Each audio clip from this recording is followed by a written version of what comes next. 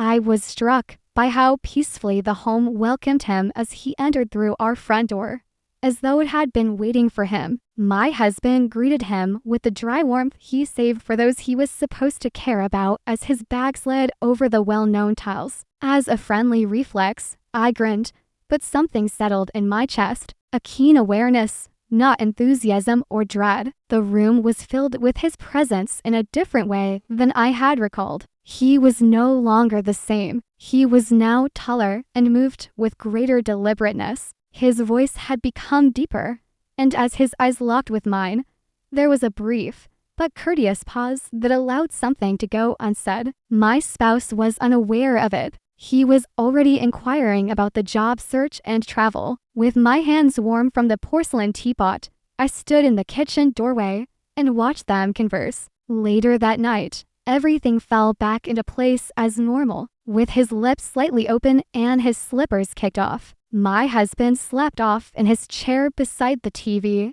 I padded upstairs to our shared room, which was rarely used for anything other than sleeping, and poured a tiny glass of wine. I put on a lovely gray silk robe with thin straps that I hadn't worn in months. It used to make me feel noticeable. Just as he emerged from the restroom, I entered the corridor. Water trickled down his chest while a towel dangled around his hips. Both of us froze. His deep, steady gaze swept over me without apologies or rudeness. I stayed put. The collar of my robe had moved a little. I had the option to repair it, but I chose not to. Silently, we walked past one another. The air between us was warmer than it ought to have been. When I got to my room, I gently shut the door and perched on the side of the bed without touching my glass. Even in areas I had forgotten, my heart continued to beat. It was more than simply the way he gazed at me. It was how I saw it. As usual, the morning passed in silence.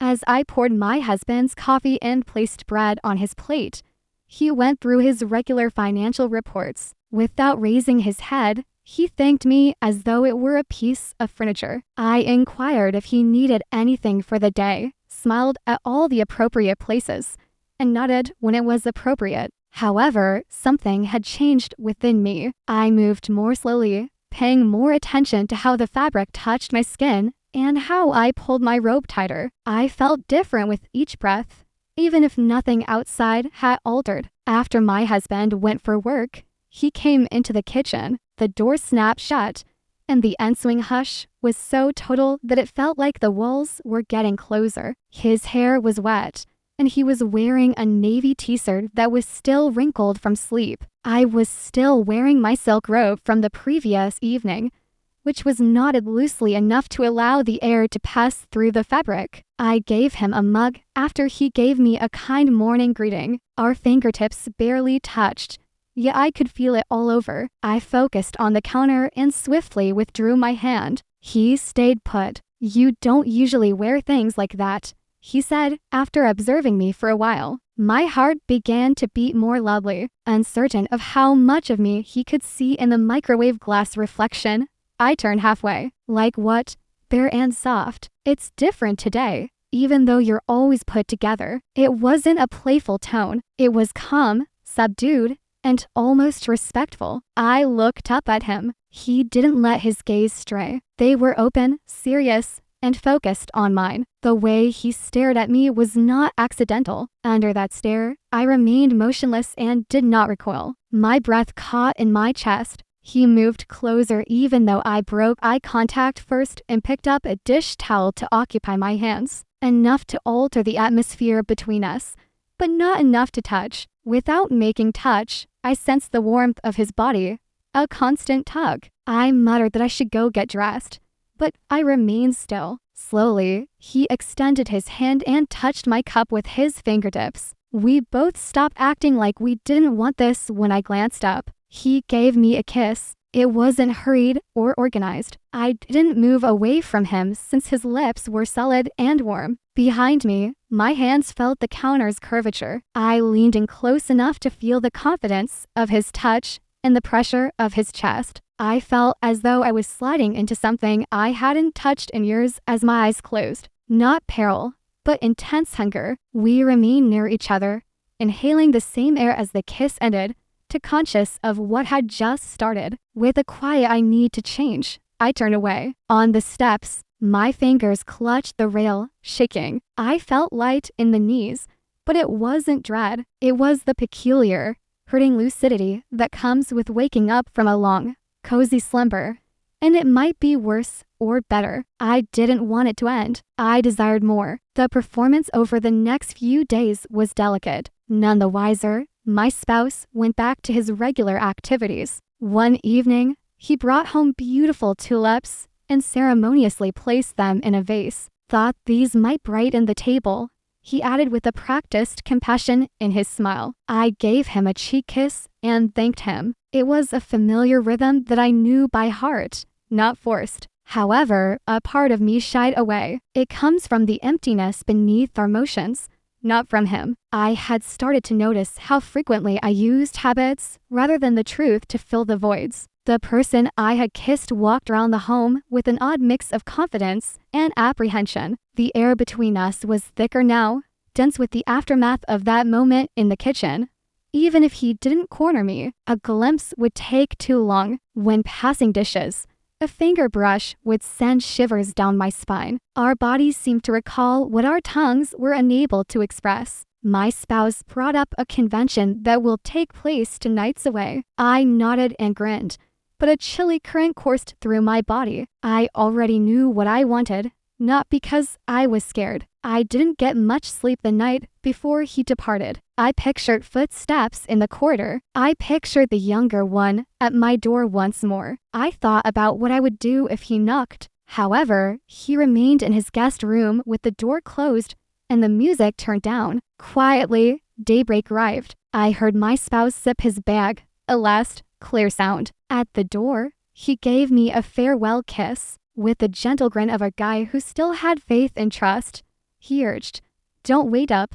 I carefully shut the door, keeping my hand on the doorknob longer than was necessary. After he left, the home looked too big. Every room seemed larger, and the quiet was more profound. I spent some time wandering about, cleaning already clean surfaces and adjusting blinds. Despite not knowing what I was waiting for, my nerves were tingling. He arrived in the middle of the morning, wearing a tattered gray shirt and going barefoot. He was taken aback to find me still wearing my robe, but he remained silent. He poured himself a cup of coffee, and we sat on opposite ends of the kitchen, sipping silently and acting like it was just another typical day. It wasn't. I withdrew upstairs after breakfast. I told myself I had to be productive, but instead I spent too much time examining my neck's curvature in front of the mirror. I went for a loose-fitting, pastel blouse and pants that fit too well to be an accident. I discovered him reading in the sunroom below. His face's shadows were softened by the window's flood of light. As I walked in, he looked up,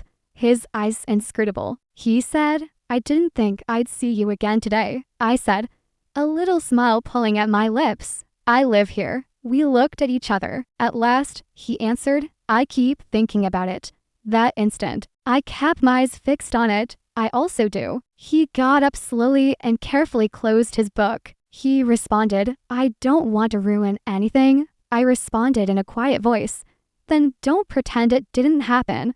More is ruined by that." He started to go toward me, but then stopped. "Would you like it to occur once more?" I forcefully gulped. I let the truth out even though it burned in my throat. Yes, and I meant each and every sound. The sky outside folded into a rich blue as the evening gradually faded into twilight. I went from room to room because the silence had grown intolerable, not because I was cleaning. I lighted a candle on the counter at round 7, though the reality was more nuanced. I convinced myself that it was for warmth. I couldn't quite put my finger on it, but there was a loneliness and a hidden yearning to be recognized once more as a chosen lady rather than as a mainstay of home comfort. Before I saw him, I heard him. The delicate cadence of his footfall, the gentle trickle of hardwood. When he came in, he said nothing. He simply watched me while leaning against the doorframe. The weight of his stare caused the heat to build beneath my blouse. He remarked, "You always do that.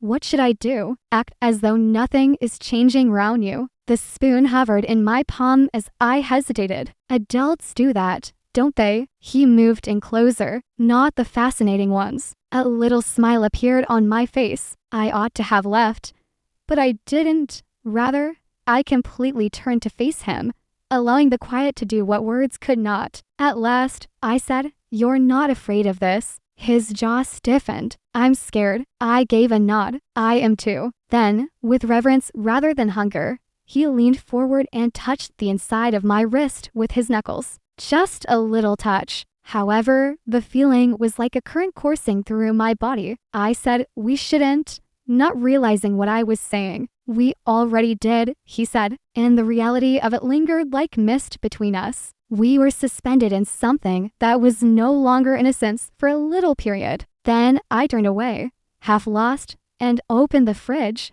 though icy.